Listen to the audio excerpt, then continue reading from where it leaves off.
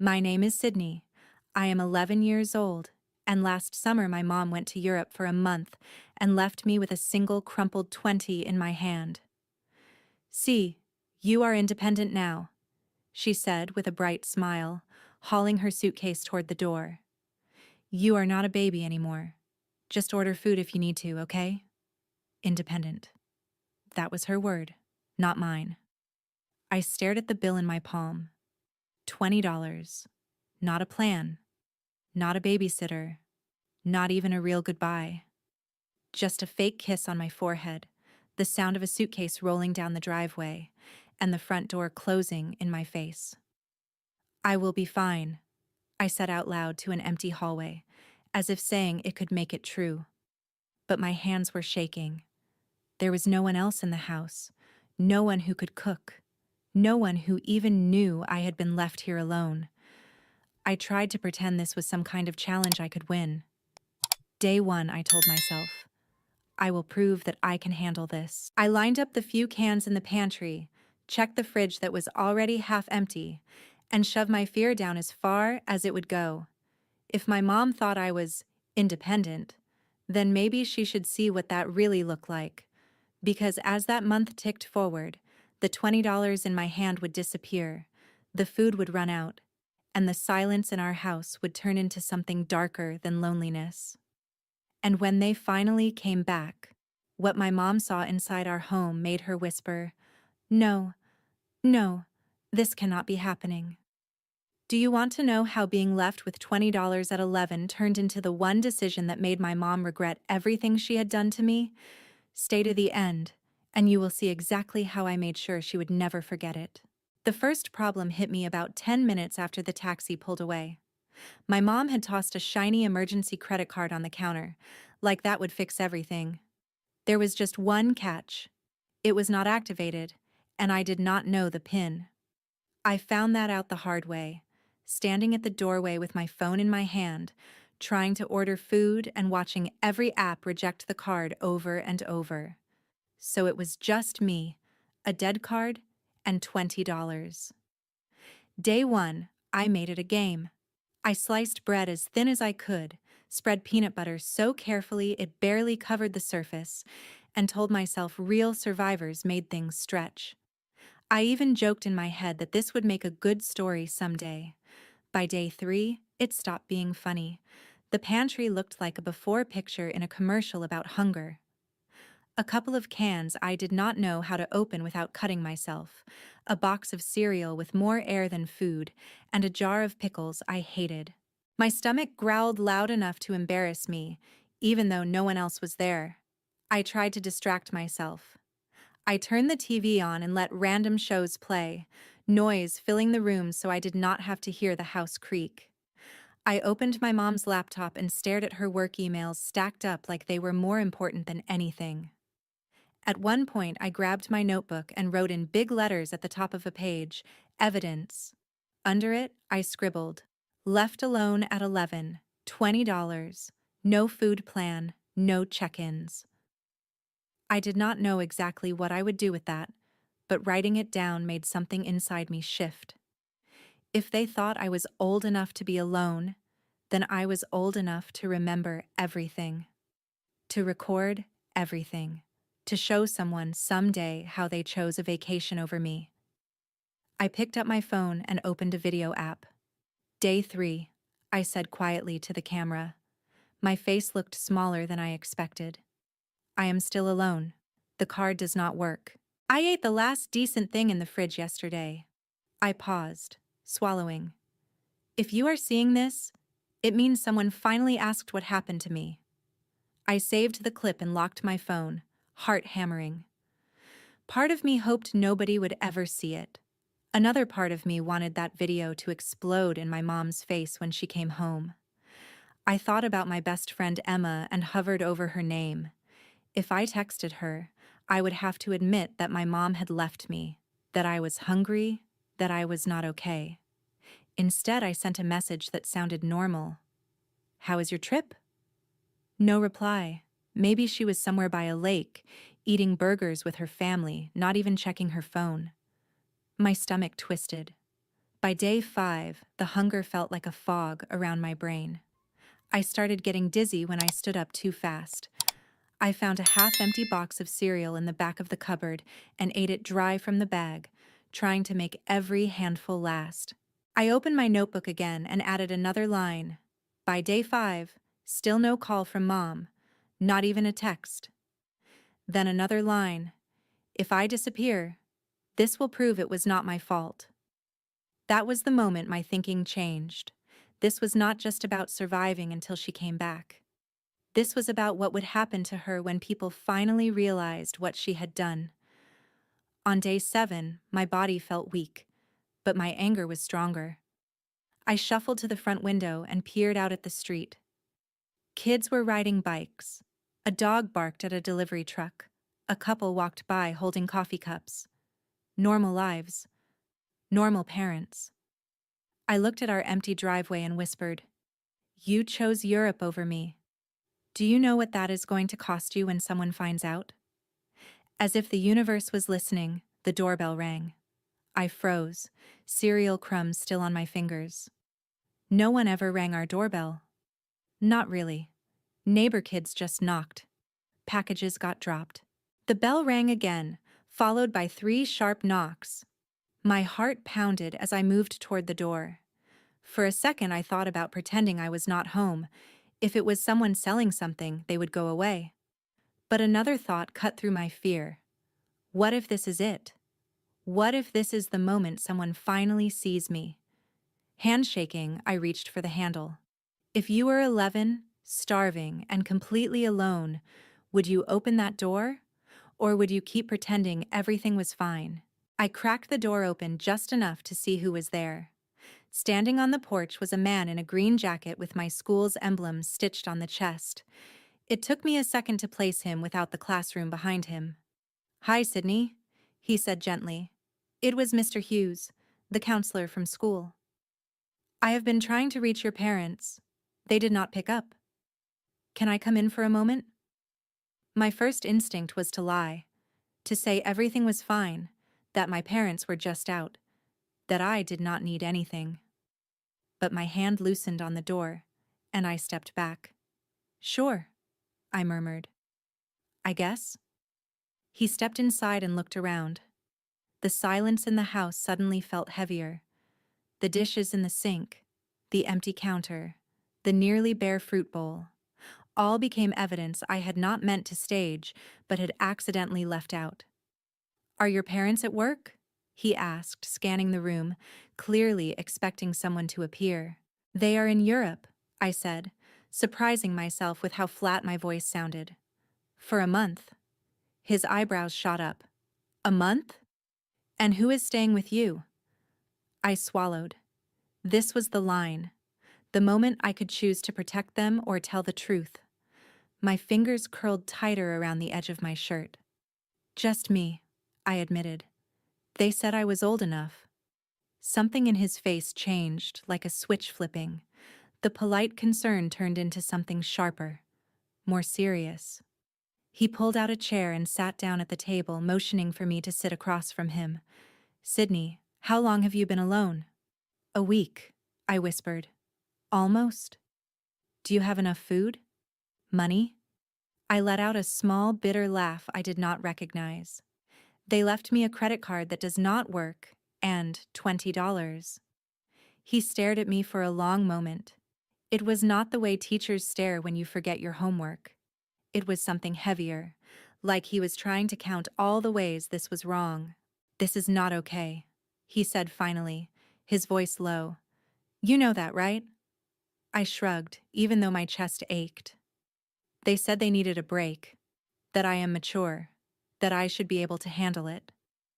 "And how have you been handling it?" I wanted to say, "Fine." I wanted to keep pretending. But the notebook on the table caught my eye. The word evidence stared back at me in my own handwriting. "I have been hungry," I said instead, "and scared, and I have been writing things down, just in case." "Just in case what?" he asked. "Just in case something happens to me," I replied quietly. "So nobody can say they did not know." Silence filled the space between us.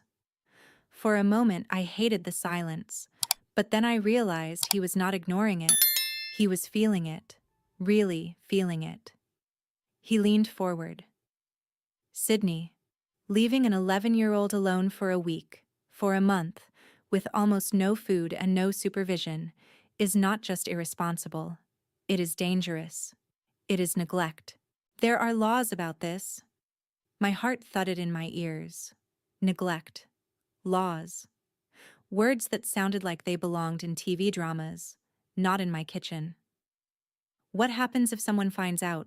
I asked, my voice suddenly small. Agencies get involved, he said carefully. Child Protective Services. There could be an investigation. Your parents could face serious consequences. There it was. The thing I had not dared to say out loud. The thing that made my anger twist into something sharper. Consequences, I repeated slowly. For what they did to me. He did not rush to comfort me or tell me I was overreacting. Instead, he nodded. For what they did to you. My mind raced. I imagined my mom's face when she came home to find strangers in our living room, people asking questions she could not dodge with a fake smile and a joke about independence. I pictured her seeing my notebook, my video clips, my empty pantry. Do you want help, Sydney? Mr. Hughes asked quietly. Real help. Not just groceries. The kind of help that makes sure this never happens again. I hesitated. Part of me wanted to say no, to slam the door on all of this and just wait for my parents to come back and pretend this month never happened. Another part of me, the part that had been writing the word evidence, was tired of pretending. Yes, I said finally. But if I say yes, what does that mean for them?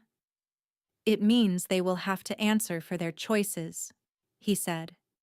It means adults will finally see what you have been going through. I looked down at my hands, then back at him. Then help me, I said. I want them to see exactly what they did. I want them to feel what it is like to lose control. He nodded once, firmly. First, we make sure you are safe. Then we make sure the right people hear your story. As he reached for his phone, a strange calm settled over me. The fear was still there, but underneath it was something new. A quiet, steady determination. I was not just a kid waiting to be rescued anymore. I was the witness. If you were in my place, would you keep protecting your parents? Or would you finally let the truth become the weapon they never saw coming? Mr. Hughes stepped into the hallway to make a call, leaving me at the table with my notebook open. I could hear fragments of his voice, low and controlled, but the words that floated back to me were enough to make my pulse race. Alone. 11. No guardian. No food in the house.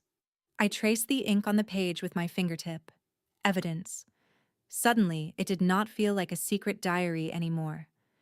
It felt like a case file. A few minutes later, he came back. I called your neighbor, Mrs. Johnson, he said. And I also spoke with someone from the Child Protection Hotline. They are going to send someone to check on you. But first, we need to get you something to eat. My cheeks burned at the idea of people checking on me, like I was some broken machine. But I also felt something else, a small flare of satisfaction. If they were checking on me, that meant they were also checking on my parents. Is Mrs. Johnson mad? I asked. He shook his head. No, she is worried. That is what good neighbors do. A knock sounded at the door, softer than his earlier one. Mrs. Johnson stepped inside, her eyes scanning me from head to toe, landing on the notebook, the empty cereal box on the counter, the pale look on my face. Oh, Sydney, she breathed. Why did you not come to me sooner? Because I did not want to look weak, I blurted out. They always tell me I am mature, that I can handle things. I thought asking for help meant I was proving them wrong. Her expression softened. Asking for help is not weakness. It is survival. And sometimes it is the only way to make adults face what they do. That last sentence hit me like a bell. Make adults face what they do. We all sat down together, and for the first time, I did not feel like a kid being talked over. They asked me to tell them everything, and I did. I told them about the suitcase rolling out the front door, the $20, the card that did not work, the way my mom laughed when I asked who would be staying with me. "You will be fine. You are my little adult," she had said, like it was a compliment. As I talked, Mrs. Johnson's jaw clenched. Mr. Hughes scribbled notes on a pad he had pulled from his bag. "Can we show them this?" I asked, pointing to my notebook. "When they come, the people from the hotline." "Yes," he said. "In fact, I want you to keep writing. What you felt, what you ate, when you tried to call them, everything you remember." "So they cannot twist it later," I murmured. "So they cannot say I am exaggerating." "Exactly," he replied. "You are allowed to protect yourself with the truth." The phrase made my chest tighten. Protect myself with the truth. That sounded a lot like revenge, and I realized I did not hate that. Later, when the caseworker arrived, she introduced herself and asked to look around the house. I watched her eyes linger on the nearly empty fridge, the trash can with only a few wrappers, the unused emergency credit card on the counter. She did not have to say anything. Her expression said it all. "How long have your parents been gone?" she asked gently. 7 days, I answered. "They planned a month." "And who checks on you?" "No one, until today." "Do they call?" "Not since the airport," I said.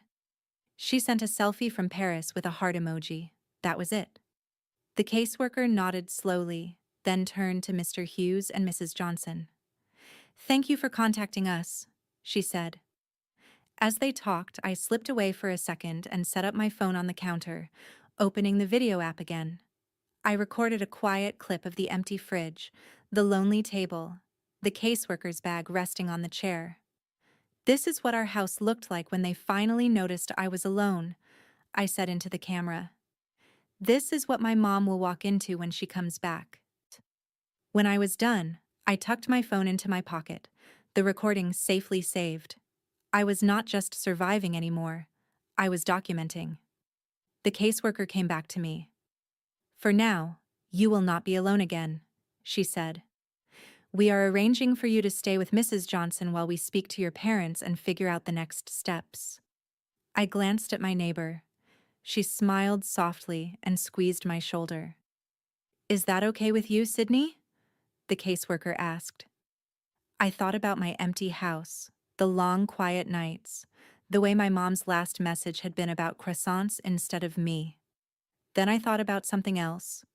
What it would do to my parents when they came home and found not just a lonely kid, but an official report waiting for them. "Yes," I said. "I want to stay somewhere I am not invisible." That night, as I packed a small bag of clothes and my notebook, I looked around my room one more time. The posters on my wall, the stuffed animal on my bed, the window that faced the street.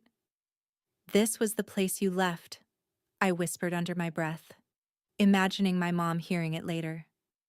"But it is not the place you will find when you come back." If you were me, would you choose to forgive and forget? Or would you let every empty shelf and unanswered call become proof that could change everything? Moving next door should have felt like nothing, just a few steps across a patch of grass. But carrying my small bag and my notebook into Mrs. Johnson's house felt like crossing a line I could never uncross. I was not just the kid in the middle anymore. I was the kid someone had chosen to protect. Her house smelled like laundry and vanilla. The table was set with placemats, and her fridge was full of actual food, not just leftovers clinging to the corners of shelves. My stomach growled before I could stop it. "We will fix that first," she said, pretending not to notice my embarrassment. "Come on, let us cook together." We walked back to my kitchen with reusable bags. This time, she did not just grab food at random. She let me choose. Pasta, sauce, vegetables, bread, fruit. Things that would last. Things that made the kitchen look like someone actually lived there. Keep the receipts, Mr. Hughes said quietly as we unloaded the bags. They show what was not here before today. So we put the receipts in my notebook, behind the pages where I had written about my hunger. Evidence, layer by layer. As we cooked, the sound of boiling water and sizzling garlic wrapped around me like something I had missed without knowing it. Have you ever made spaghetti from scratch like this? Mrs. Johnson asked. Not really, I admitted. My mom mostly microwaves stuff. Or we order takeout. Then today you learn, she said with a smile. You learn how to feed yourself properly. Nobody can take that away from you. I stirred the sauce, watching the red swirl around the pan. It felt symbolic somehow, like all the anger and hurt inside me was finally going somewhere, turning into something I could use. While we waited for the pasta, the caseworker came back with more questions. She asked for my mom's messages, the time of her flight, the last time she called. I showed her the one selfie with the Eiffel Tower in the background and the caption, "Finally free for a month." Free. Free from what? The caseworker asked. I stared at the screen. From me, I guess. She wrote something down. I did not ask what. I did not need to. Do you want to say anything directly to your parents? She asked. We sometimes include statements from kids in our reports. For a second, my throat closed up. Then I felt my notebook pressing against my arm where I held it, and my answer came out clear. Yes, I said. I want them to know exactly what this felt like. We sat at the table and I wrote while the spaghetti cooked. You said I was mature enough to be alone, I wrote. But being mature does not mean I do not need food. It does not mean I do not get scared.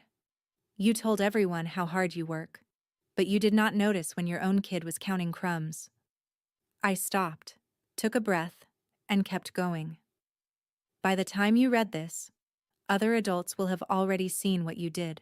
They will have seen the empty fridge, the dead card, the notebook where I had to record my own neglect. If there are consequences, they are not because I betrayed you. They are because you left me. When I finished, I slid the paper toward the caseworker. Can you make sure they see this? I can, she said, and I will. Later that evening, I sat at Mrs. Johnson's table, twirling spaghetti around my fork. The first bite almost made me cry. It was warm and real, and tasted like something I had not felt in a long time. Safety. This is what normal is supposed to feel like, I thought. Not sitting alone on the floor eating dry cereal out of a box. Mr. Hughes stayed for dinner, and we talked about school, books, and even silly things like the worst cafeteria lunches we had ever had. For an hour, I almost forgot that my life was technically falling apart in the house next door. But when the plates were cleared and the grown-ups started talking quietly in the living room, I heard pieces of their conversation. Words like temporary placement, investigation, and possible removal of custody. I did not fully understand every legal term, but I understood the feeling underneath them. My parents had treated my absence like a vacation from responsibility.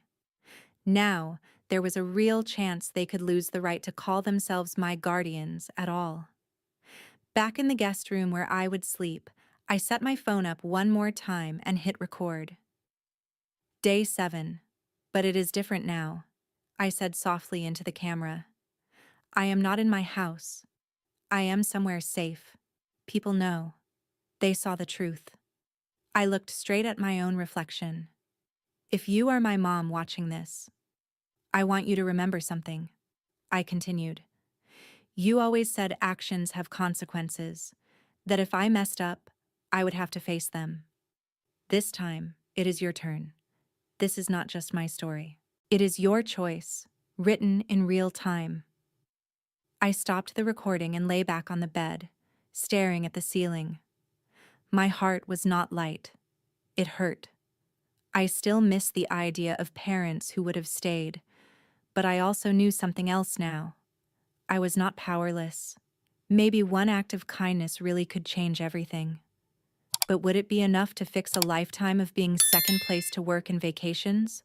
Or would it simply give me the strength to walk away from them for good when the time came? The days at Mrs. Johnson's house felt unreal at first, like I had stepped into someone else's family by accident. I woke up to the smell of breakfast instead of the sound of my own stomach growling. There was always someone asking how I slept, not just assuming I was fine. For the first time in a long time, I did not have to prove I was independent every second just to be tolerated. But even with the warmth, there was a countdown ticking in the background. Every adult around me knew it. I knew it too.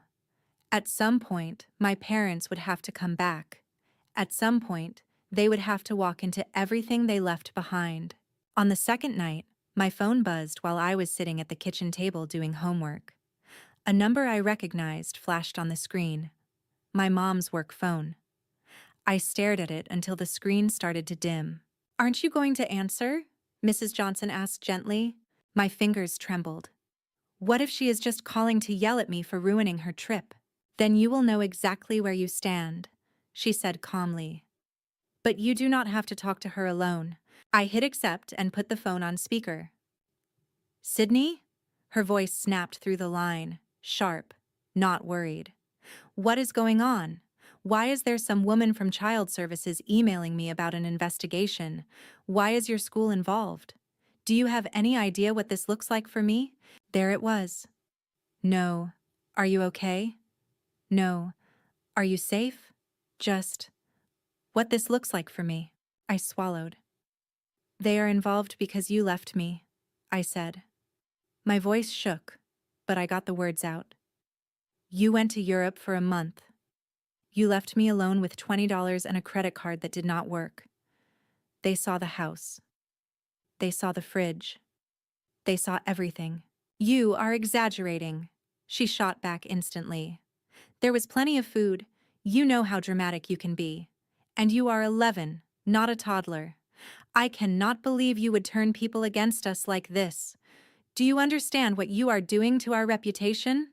Across the table, I saw Mrs. Johnson's jaw tighten. She leaned closer so her voice would carry. "This is Mrs. Johnson. I am the neighbor.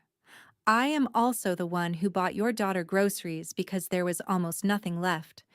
This is not about reputation. It is about safety." There was a sharp inhale on the other end. "Why are you interfering? This is a family matter. Sydney is fine." I glanced at the notebook next to me, open to a page where I had written, "No call for 7 days." "No," I said quietly, cutting in before anyone else could. "I was not fine. I am not fine with what you did." There was a pause, and for a split second, I thought maybe she would finally hear me. Then she spoke again, each word shoved through clenched teeth. "We will talk about this when we get back. And we are going to have a serious conversation about consequences, young lady." The line went dead. Mrs. Johnson reached over and silenced the phone before it could buzz again. "She is right about one thing," she said softly. "There will be consequences, but not just for you." The next day, the caseworker came to the school and pulled me out of class. We sat in a small office that smelled like dry erase markers and old coffee while she scrolled through something on her tablet. "Your parents have moved their flight up," she told me.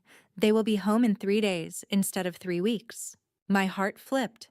Part of me was relieved they were not staying gone for the full month. Another part of me recognized the reason. They were not coming back for me. They were coming back to protect themselves. "What happens when they get here?" I asked. "We will meet them at the house," she said. "I will be there, along with a supervisor from the department. Mr. Hughes has agreed to attend as a school representative. We want you to be part of the conversation if you feel safe." I thought about hiding at Mrs. Johnson's house and letting the adults handle it. I thought about slipping into my room and pretending I was asleep when they walked in. Both options felt like going back to being invisible. "No," I said slowly. "I want to be there. I want them to see me. I want them to see what they came home to." The caseworker nodded. "Then we will make sure you have a voice in that room." For the next 2 days, we prepared without calling it preparation. We did not rehearse lines like in a school play, but we organized facts. The caseworker printed copies of my statement, the notes from my notebook she had permission to use, the receipts from the groceries, screenshots of my mom's posts from Europe, the call logs that showed how many times she had not checked in. This is not about punishing them for the sake of it, she reminded me. This is about making sure you are safe. Whatever happens comes from their choices, not your existence. I understood what she meant, but another part of me, the part that remembered eating dry cereal in the dark, could not pretend this did not feel like something else too. It felt like justice. It felt like holding up a mirror. On the morning of their return, we went back into my house for the first time in days. It still smelled faintly like stale air and dust. My stomach twisted, but I forced myself to walk through each room. This was my scene. I could not look away. The caseworker placed a thick folder on the kitchen table. Beside it, we put my notebook, open to the first page that said, Evidence. My phone sat next to it, turned on and ready. The first video I had recorded, the one where I said, Day 3, I am still alone, was paused on the screen. The image of my own tired face stared back at me. Are you sure you want this playing when they arrive? She asked. Yes, I said. She always tells me stories do not matter unless there is proof. This is my proof. Mrs. Johnson stood by the doorway, arms crossed but eyes kind. Mr. Hughes leaned against the counter, his school badge clipped neatly to his shirt, watching everything with quiet focus. The supervisor from the department sat at the table, flipping through the file one more time. We heard the car before we saw it. Tires on the driveway, doors slamming, muffled laughter. For a moment, my legs felt like rubber. The caseworker stepped closer to me. Remember, you do not have to protect them from the truth anymore, she said. If they try to make you feel guilty, you can look at me, or at Mrs. Johnson, or at Mr. Hughes. You are not alone in this room. I nodded, taking a steadying breath. The front door handle turned. The lock clicked. This was it. The moment everything split into before and after. If you were standing where I was, would you run to hug them and pretend nothing happened? Or would you hold your ground and let them finally face what they had done? The door swung open, and my mom walked in first, dragging her suitcase behind her like she had when she left. She was still wearing a stylish trench coat and sunglasses pushed up on her head, like the airport was just another runway. My dad followed, juggling bags and talking about something on his phone, his voice light, like the world owed him an easy landing. They both stopped when they saw us. The laughter died on my dad's lips. My mom's smile froze halfway. Her eyes jumped from the stranger at the table, to Mr. Hughes by the counter, to Mrs. Johnson near the door, and finally to me, standing next to the open notebook and glowing phone. "What is this?" she demanded, dropping her suitcase handle. "What are all of you doing in my kitchen?"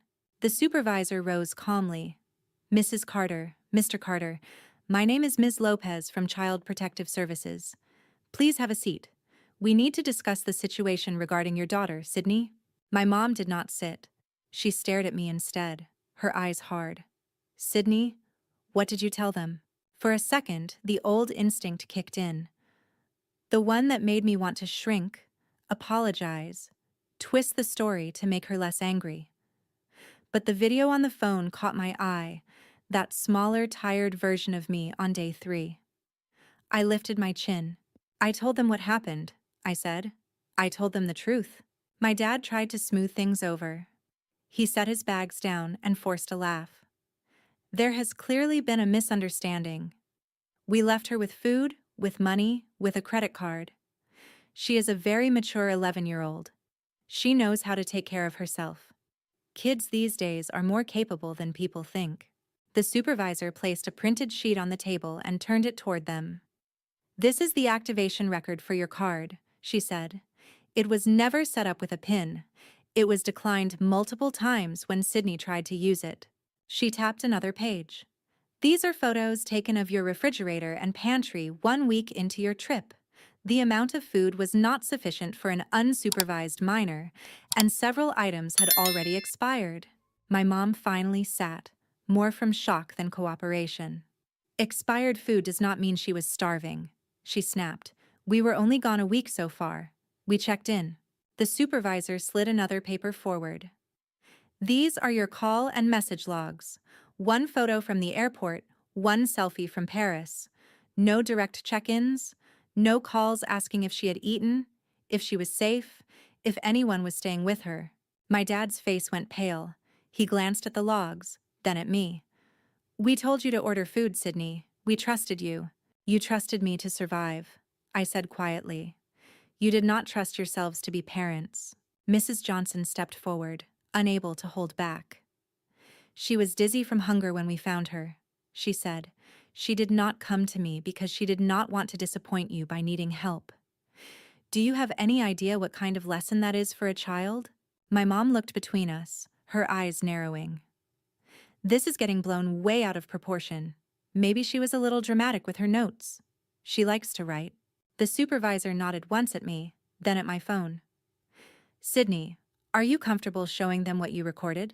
My hands shook slightly as I reached for the phone. I tapped play. The room filled with my own small voice from days earlier. Day 3, the past me said on screen. I am still alone. The card does not work. I ate the last decent thing in the fridge yesterday. If you are seeing this, it means someone finally asked what happened to me. The camera panned across our kitchen, catching the nearly empty shelves, the lonely box of cereal, the silent room. My mom slapped a hand over her mouth. My dad stared, his shoulders sinking. No, my mom whispered, stepping back like the images were physically pushing her. No, this cannot be happening. But it was. And this time she could not scroll past it or laugh it off. The supervisor folded her hands. Mr. and Mrs. Carter, based on our investigation, school reports, neighbor testimony, and Sydney's own documentation, we have determined that leaving her unsupervised under these conditions qualifies as neglect under state law. Effective immediately, there will be an emergency order in place. Sydney will not be returning to unsupervised care with either of you until a full hearing is conducted. My mom shook her head violently. You cannot take my child from me over a misunderstanding. We just needed a break. Do you know how hard we work? Do you know what kind of stress we are under? I took a breath and stepped forward. I know, I said. You tell everyone how hard you work. You tell your friends, your coworkers, your social media. But when I was alone, hungry, and scared, you did not tell anyone about that. You did not tell anyone where I was. Her eyes filled with tears. Sydney, you do not understand. Adults need time away too. We thought you would be fine. We did not mean to hurt you. The words I had heard my whole life echoed in my head. Every time I forgot a chore, every time I slipped up, she would say them with a cold finality. Actions have consequences, Sydney, so I said them back. You always told me that actions have consequences, I said, my voice steady. You taught me that if I made a choice, I had to live with what came next. This is what you taught me. This is what your choice looks like. The room went quiet.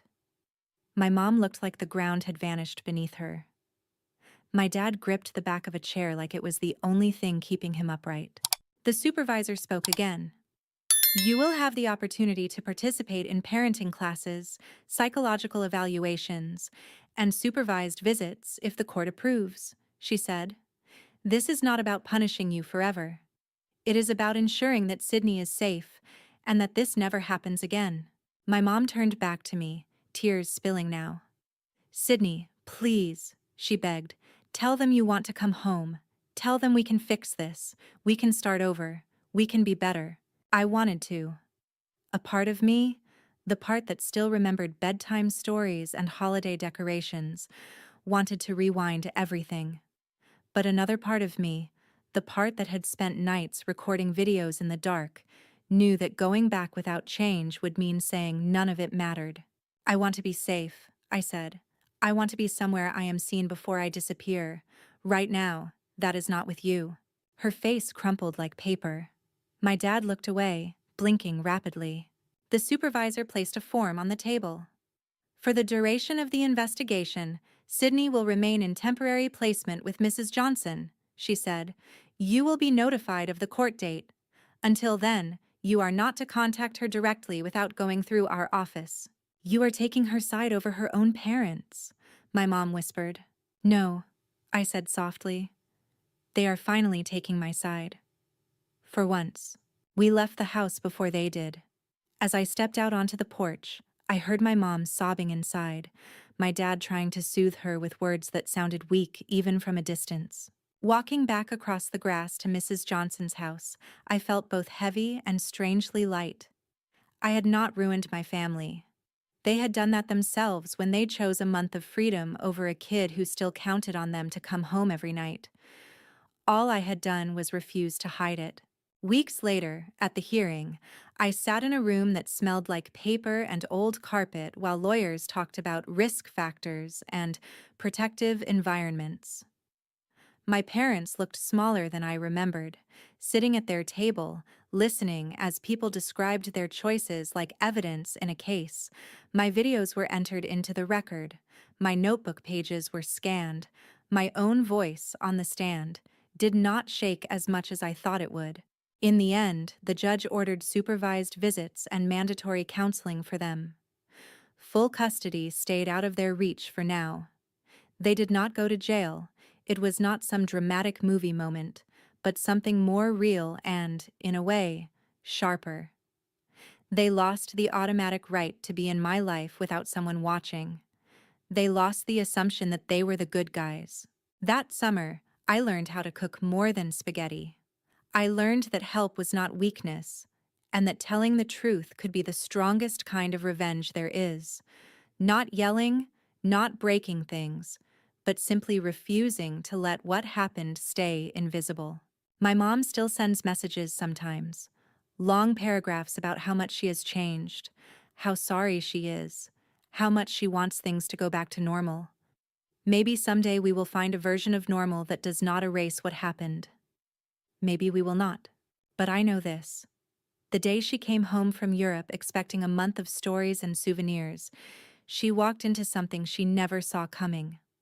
A daughter who had turned every empty shelf, every unanswered call, every hungry night into proof.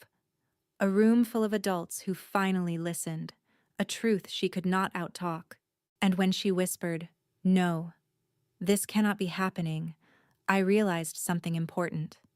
It already had. It had been happening from the moment she chose a plane ticket over me. So tell me, if you were 11 and left alone with $20 while your parents chased their freedom, would you bury the story to keep their image clean, or would you do what I did and let the truth be the revenge they never expected?